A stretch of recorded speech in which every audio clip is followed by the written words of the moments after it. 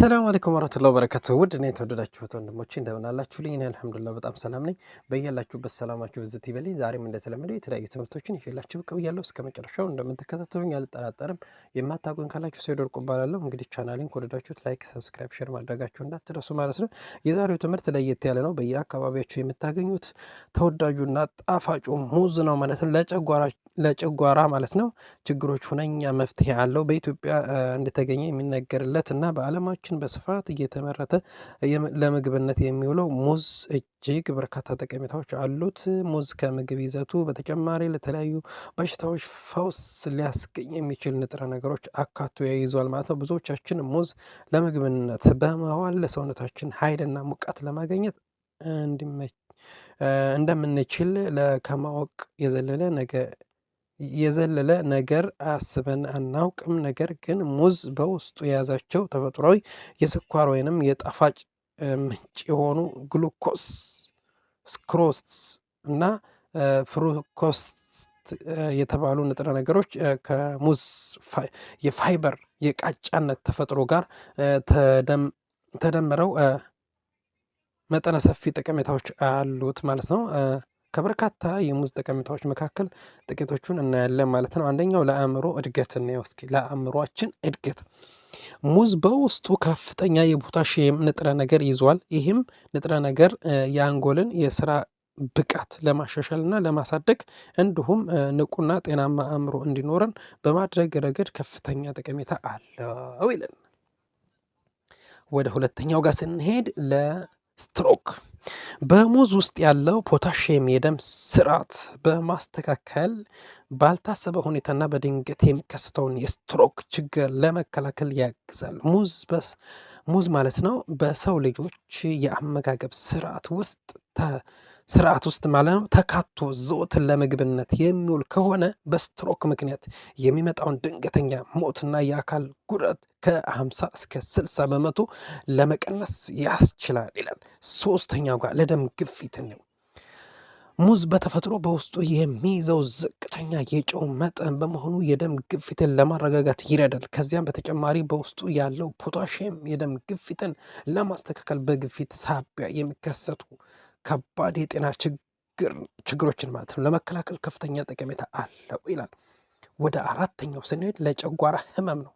አብዛኞቻችን ሙዝ ማለት ነው አብዛኞቻችን ሙዝ ከበድ ያለ ምግብ እንደሆነ በማሰብ ሙዝ የጨጓራ ህመማችንን እንደሚያባብስ ስንናገር እንደመጣለን። ይሁን እንጂ ሙዝ ለጨጓራ ችግሮች ሁነኛ መፍትሄ ነው። ሙዝ በባህሪው በጣም ለስላሳ በመሆኑ በጨጓራ ላይ መጨናነቅን የማይፈጥር ሲሆን የጨጓራ አካባቢን በመሸፈን የጨጓራ ውስጥ አሲድን በማስተካከልና በማመጣጠን የጨጓራ ቁስለት እንዳይፈጠር ለማድረግ ያስችላል። ተመልከቱ እንግዲህ ጥቅሙን። አምስተኛው ለድብርት ነው። ሙዝ በውስጡ የሚይዘውን ትራፕቶፋይን የተባለውን ንጥረ ነገር በሰውነታችን ውስጥ ሴሮቶኒን የተባለ ሆርሞን እንዲፈጠር ያደርጋል። ይህ ሆርሞን አይነተኛ ተግባር ሰውነታችን ከድካምና ከድብርት በማላቀቅ ወደ ተሻለ ስሜት ውስጥ እንድንገባ ማድረግ ነው ማለት ነው። ስድስተኛው ለሆድ ድርቀት ነው። በሙዝ ውስጥ የሚገኘው ፋይበር ለምግብ መፈጨት ስርዓታችን ከፍተኛ ጠቀሜታ ይሰጣል። የምግብ መፈጨት ስርዓትን የሚያከናውነው የሰውነታችን ክፍል በቂ የውሃ መጠን እንዲኖራቸው በማድረግ ሆድ ድርቀትን ይከላከላል። አንጀት ማለት ነው የተለሳለሰ እንዲሆን በማድረግ ከሰውነታችን መውጣት የሚገባቸው አላስፈላጊ ነገሮችን ቆሻሾችን እንዲወገዱ ለማድረግ ይረዳል። ሰባተኛው ለስኳር ህመም ነው። ሙዝ በውስጡ ከፍተኛ ቪታሚን ቢ6 የያዘ ነው። ይህም በደም ውስጥ የሚኖረውን ከፍተኛ የስኳር መጠን እንዲቀንስ በማድረግ በሰውነታችን ውስጥ የሚገኘውን የስኳር መጠን ለመቆጣጠር ያስችለናል። ከስኳር መብዛት ጋር ተያይዞ የሚከሰተውን የጧት ህመምንም ያስቀራል ይላል። ስምንተኛው ሙዝና ደም ማነስን እንየው። በሙዝ ውስጥ የሚገኘው የብረት ማዕድን ጠቀሜታው በደማችን ውስጥ ከፍተኛ መጠን ያለውን ሄሞግሎቢን ምርት እንዲኖር ማድረግ ነው። ይህም ሄሞግሎቢን እጥረት ሳቢያ የሚከሰተውን የደም ማነስ እንዳይከሰት ያደርጋል ማለት ነው። 9ኛው ሙዝ ለስኳር። ሙዝ ከወተትና ከማር ጋር ተደባልቆ ለምግብነት ሲውል በከፍተኛ መጠን ወይንም በስኳር ሳቢያ የሚከሰትን ሃንግ ኦቨር ያደረ ሃንግ ኦቨር ማለት ነው። ሃንግ ኦቨር የሚባለው ማለት ነው በቀላሉ ያስወግዳል ማለት ነው። በመጠጥ ሳቢያ የተጎዳን ሰውነት እንዲነቃቃ ብርታት እንዲያገኝ እና በማድረግ ረገድም ሙዝ ከፍተኛ ሚና ይጫወታል። የሲጋራ እና የመሰል ሱሶችን ተጠቂ የሆኑ ሰዎች ሱሱን ለማቆም እንዲችሉ ሙዝ ከፍተኛ አስተዋጽኦ ያደርጋል ማለት ነው። 10ኛው ለሞቃታማ አየር። በሞቃታማ አየር ንብረት ውስጥ የሚኖሩ ሰዎች ሙዝ ቢመገቡ ሰውነታቸው ሙቀትን እንዲቋቋም በማድረግ የተረጋጋና የተስተካከለ የሰውነት ሙቀት እንዲኖረን ያደርጋል ማለት ነው። 11ኛው በወባ ትንኝ ለተነደፈ። በወባ ትንኝ የተነደፈ ሰው ወይንም በማንኛውም ተናካሽ ወይንም ተናዳፊ ነፍሳት የተነከሰ ሰው በሙዝ ልጣጩ የውስጠኛው ክፍል ማለት ነው የተነከሰበትን ቦታ በደንብ በማሸት እብጠቱን መቀነስ ይችላል። ከዚህ በተጨማሪም ንድፊያው ወይም ንክሻው የፈጠረበት የማቃጠልና የመለብለብ ስሜት ለማስወገድ ያስችላል ማለት ነው። ውድና የተወደዳችሁት ወንድሞቼ እስከ መጨረሻው ስለተከታተላችሁኝ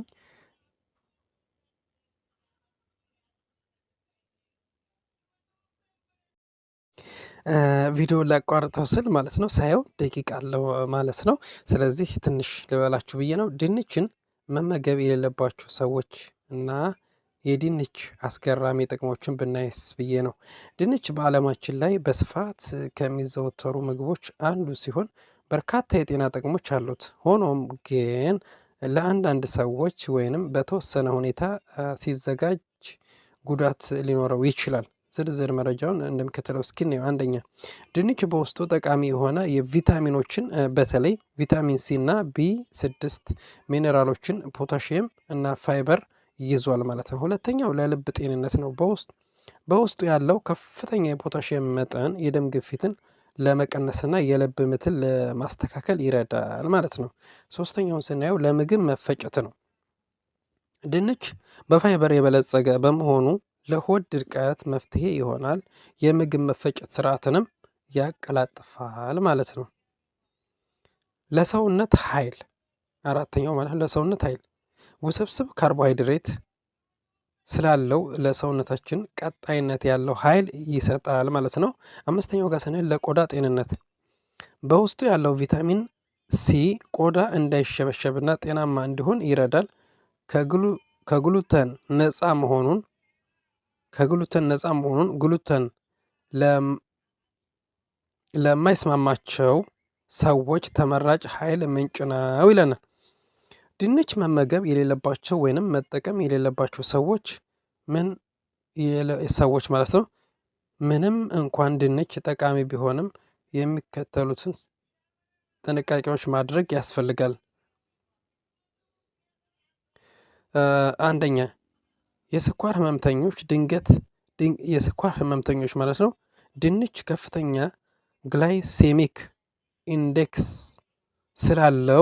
ስላለው የደም ስኳር በፍጥነት ሊጨምር ይችላል። በተለይ የተቀቀለ ወይንም የተፈጨ ድንች ጥንቃቄ ያስፈልጋል ማለት ነው። ሁለተኛው ክብደት መቀነስ የሚፈልጉ ድንች በካሎሪን የበለጸገ በመሆኑ በተለይ በዘይት ተጠብሶ ከተበላ ለክብደት መጨመር ምክንያት ይሆናል።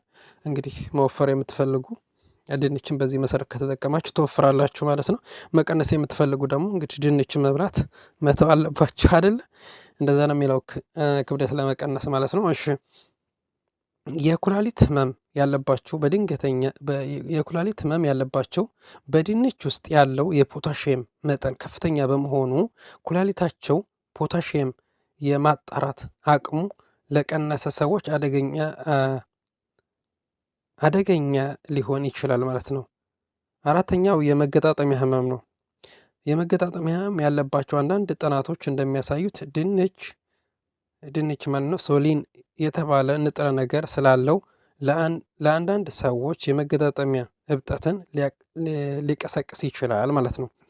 ጠቃሚ ማሳሰቢያ፣ አረንጓዴ የሆኑ ድንች ወደ አረንጓዴነት ተቀይሮ ወይንም በቀላል አቆጥቁጦ ካዩት አይመገቡ። ሶሊን የተባለ መርዛማ ንጥረ ነገር ስለሚኖረው ለራስ ምታት፣ ለተቅማጥና ለትውከት ይዳርጋል ማለት ነው። የአዘገጃጀት ሁኔታዎች፣ ድንች እውነተኛ ጥቅሙ የሚገኘው በመቀቀል ወይንም በጃኬት በቆዳው በመቀቀል ነው። በዘይት መጥበስ ጥቅሙን አጥፍቶ ለጤና ጠንቅ የሆነ ቅባቶችን ይጨምራል ማለት ነው። አያችሁ እንግዲህ አንዳንድ ጊዜ ብዙ ጊዜ በዘይት መጥበሱ ጉዳቱ ነው የሚያመዝነው። አንደኛ ዘይትን የመሰብሰበው የመያዝ አቅም አለው። ስለዚህ ለሌላ በሽታ ይዳረጋል ማለት ነው። ቀቅላችሁ ብትመገቡት የተሻለ ነው የሚሆነው። ውድና የተወደዳችሁ ወንድሞቼ እስከ መጨረሻው ስለተከታተላችሁኝ ከልብ አመሰግናለሁ። በሌላ ፕሮግራም እስከምንገናኝ መልካም ቆይታ ይሆንላችሁ። አሰላሙ አለይኩም ወረህመቱላሂ ወበረካቱ።